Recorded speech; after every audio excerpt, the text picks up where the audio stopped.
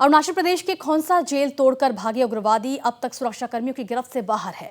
घटना के लगभग 17 घंटे बाद भी सुरक्षाकर्मी अब तक फरार दोनों उग्रवादियों को पकड़ नहीं पाई है। सूत्रों के अनुसार फरार उग्रवादियों के पास AK-47 राइफल और गोला बारूद भी है। स्थानीय पुलिस के साथ असम राइफल्स और CRPF के जवान सभी संभावित जगहों पर छापेमारी कर रहे हैं। उग्रवाद प्रभावित तिराप, चांगलांग, लोंगडिंग और असम जाने वाले सभी मार्गों को सील कर दिया गया है। कल शाम लगभग 6:30 बजे उग्रवादी संगठन NSCN-K के निकी सूमी गुट के 2 खूंखार उग्रवादी फरार हो गए थे।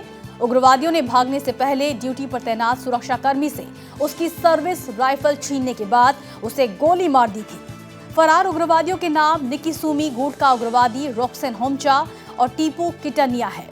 वहीं मृतक सुरक्षाकर्मी की पहचान सिटी वांगनियान बोसाई के तौर पर हुई है। फरार उग्रवादियों की तलाश में व्यापक अभियान चलाया जा रहा है। इस बीच अरुणाचल प्रदेश सरकार ने जेल प्रबंधन से इस पूरे मामले पर रिपोर्ट मांगी है। गृह विभाग के सचिव CN लोंगफाई से हमारे संवाददाता रिपुंजय दास ने बात की। Right now we have the Secretary Home Government of Arunachal Pradesh, who is also the in charge IG of prisons of Arunachal Pradesh. Sir, regarding this Khonsa jailbreak, has the government ordered any inquiry? What is the update, sir? No, not yet, not yet. Let me get the facts, first of all, the report, the report from the authority concerned. And then I can revert back to you. Okay? Okay, sir. You have sought a report from the authorities? Yeah. Okay. By what time, sir, you are expecting the report? Now, we should get it today. We should get it. It should not be later than today.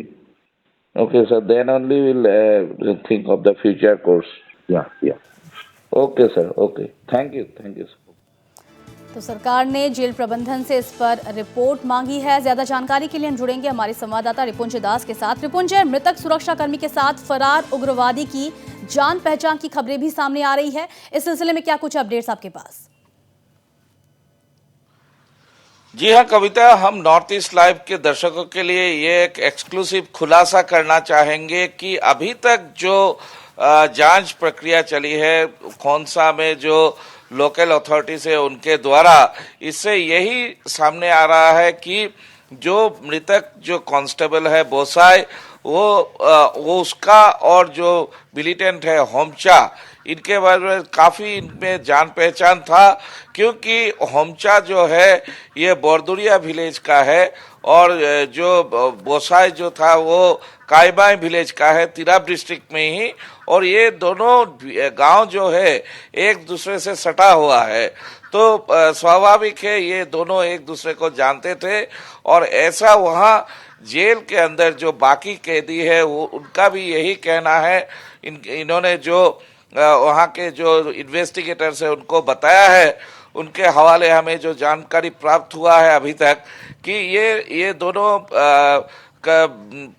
अक्सर ही बातचीत करते थे और इसी बात का फायदा उठाया इस मिलिटेंट ने। और कल शाम जब शाम ढल चुका था, अंधेरा था और उसी समय इन्होंने पानी की मांग की। पानी लाने के लिए जैसे ही ये मुड़ा और इसके हथियार को पहले इसे धड़ दबोचा और हथियार के और उसी हथियार से जो AK-47 है, उसी हथियार में जो लोडेड मैगजीन था उसी के इस्तेमाल करते हुए इसको क्लोज रेंज से इसके ऊपर गोलियां बरसा दी। बोसाई जो है कांस्टेबल फर्स्ट IRBN का कांस्टेबल था, महज 20 साल का एक युवक जो अभी इसका शादी भी नहीं हुआ था, तो ये वही लगभग उसका एब्डोमेन में चोट आया, जिसके बाद वहाँ के अथॉरिटीज तुरंत ही इसको खोंसा के सिविल हॉस्पिटल ले गए, लेकिन वहाँ बहुत खून ज्यादा बह जाने की वजह से डिब्रूगढ़ शिफ्ट करने की कोशिश कर रहे थे, लेकिन उसी दौरान इनका मौत हो गया।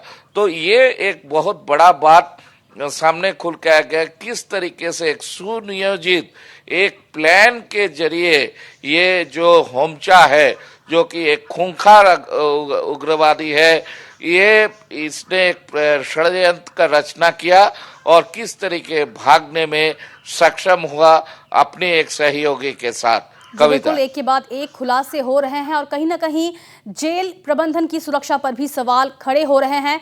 रिपुंजय, तलाशी अभियान को लेकर क्या कुछ है जानकारी आपके पास? पुलिस क्या कह रही है?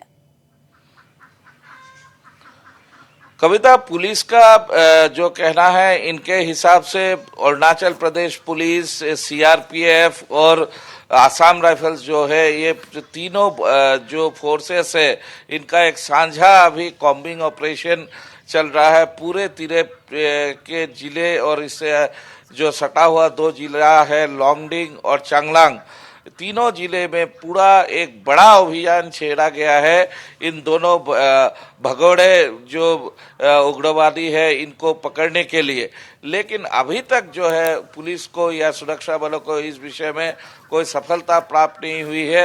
रात भर अभियान चलता रहा कविता, उसका एक तस्वीर भी हमने अभी भेजा है, एक्सक्लूसिव तस्वीर है किस तरीके से सीआरपीएफ ऑपरेशन कर रही है इन भगोड़े मिलिटेंट्स की खोज में। और ये ऑपरेशन जो है इसमें और भी आज सुबह से तेजी लाया गया है और देखना भी ये होगा कि कब तक ये लोग कुछ इनका सुराग मिलने में सक्षम होते हैं। तो रिपुंजय, पुलिस अपनी तरफ से कोशिश तो कर रही है, लेकिन AK-47 लेकर एक NSCN कैडर फरार है, साथ में गोला बारूद भी है। कितना खतरनाक हो सकता है ये गांव वासियों के लिए, आसपास के लोगों के लिए?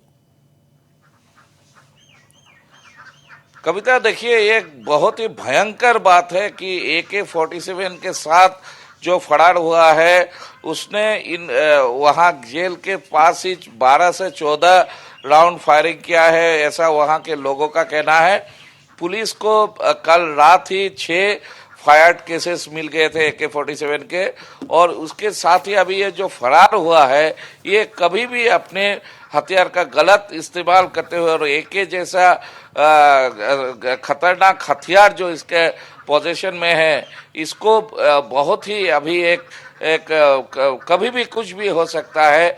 इसी के लिए एक्चुअली अभियान का जो है उसमें तेजी लाया जा रहा है और भी फोर्सेस इंडक्ट किए जा रहे हैं ताकि ये जो उग्रवादी है इसको जल्द से जल्द इसका कोई सुराग मिले और इसको पकड़ा जाए। कविता, आप नजर बनाए रखें, हम आपसे पल पल की अपडेट्स लेते रहेंगे और बहुत बहुत धन्यवाद आपका इस तमाम जानकारी के लिए। तो अरुणाचल प्रदेश के खोंसा जेल तोड़कर भागे उग्रवादी अब तक सुरक्षा कर्मियों की गिरफ्त से बाहर है। घटना को लगभग 17 घंटे हो चुके हैं, लेकिन सुरक्षाकर्मी अभी तक फरार दोनों उग्रवादियों को पकड़ नहीं पाई है।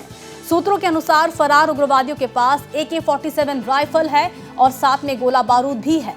स्थानीय पुलिस के साथ असम राइफल्स और CRPF के जवान भी सभी संभावित जगहों पर छापेमारी कर रही है। उग्रवाद प्रभावित तिराप, चांगलांग, लोंगडिंग और असम जाने वाले सभी मार्गों को सील कर दिया गया है। इस बीच अरुणाचल सरकार ने जेल प्रबंधन से इस घटना पर रिपोर्ट मांगी है।